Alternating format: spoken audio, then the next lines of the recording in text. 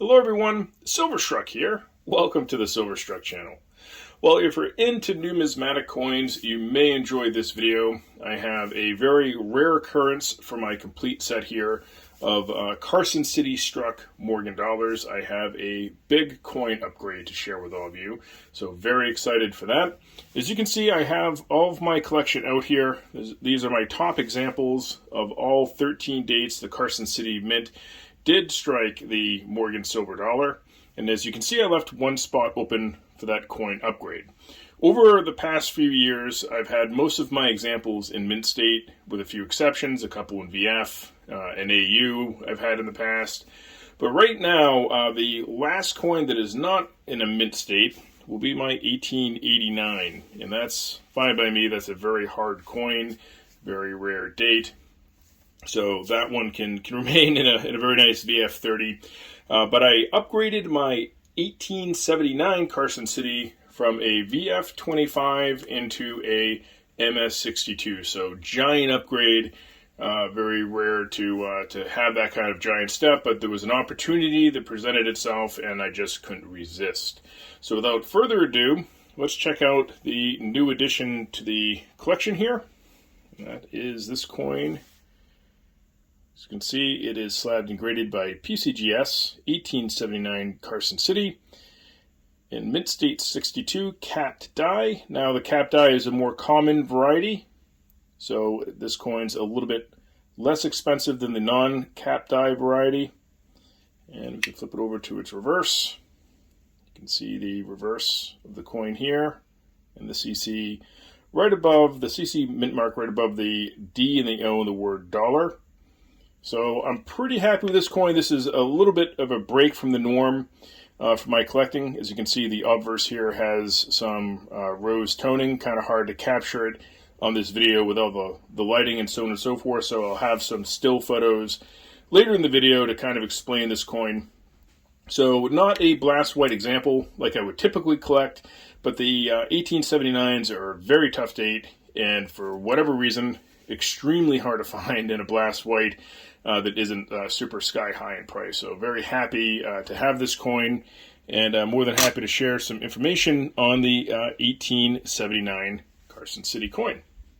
So what makes the 1879 Carson City silver Morgan dollar a harder date to collect? It's not the mintage. The mintage is 756,000 for this coin. It's the survival rate, especially in mint state. The survival rate of the 1879s are very low, and especially in mint state condition. And the reason for this is because these coins were struck to be circulated. They weren't struck as collector coins to be put away. So to be able to find this date in a mint state example, even in a capped die variety, is a lot harder to do. So that's what's driving the cost of these coins. You may be looking at this set and thinking a lot of these coins are out of your reach as a collector. Or you could be looking at these and saying, well, I have a complete set all in Mint State 66. This is no big deal. There are different levels of coin collecting. So these videos aren't out here to be showy and that sort of thing. They're more for information if you're interested in collecting Morgan dollars, especially at an investment level, which I consider this coin investment level for the cost, just because even though it's not a higher mint state example, it is a tough coin to get in mint state.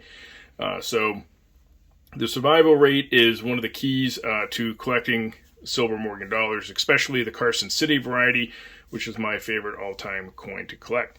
Now I'm going to pop up a pic here, and this pic comes to us from PCGS, and this will share with you their survival rate, what's been graded in Mint State 62. I've circled in yellow there. You can see that in the capped die variety, there have been 410 coins graded. Who knows how many of those were crackouts? Kind of hard to tell, but 410 have been graded by PCGS, and you can see the value there of the coin.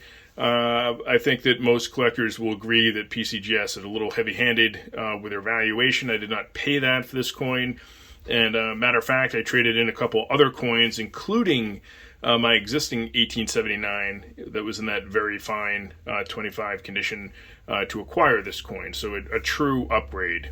I did sell my existing coin to upgrade to this coin.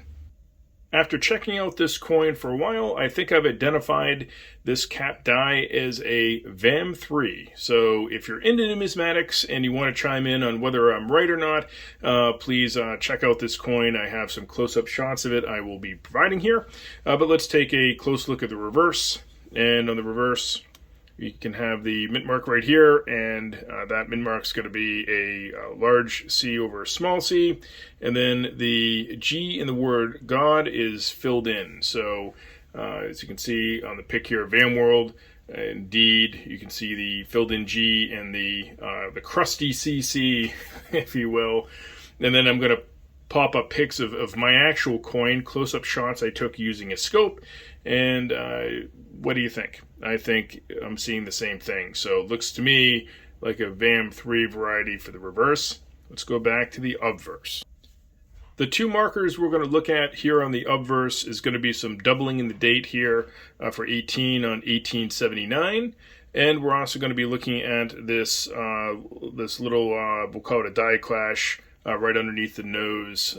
So here's some close-up shots compared with also the shots on VamWorld, and you'll have to chime in and let me know, am I correct in my assessment that this is indeed a VAM3?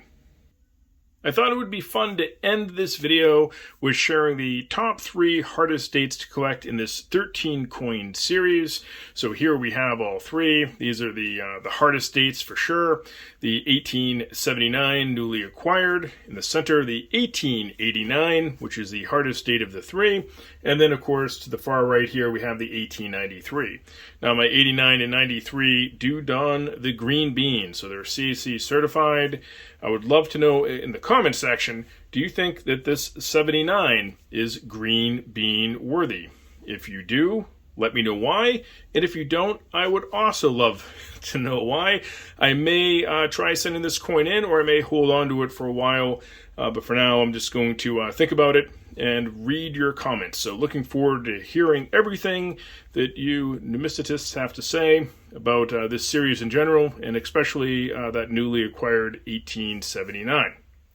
Well, I hope you enjoyed checking out this collection, and as always, thank you so much for watching.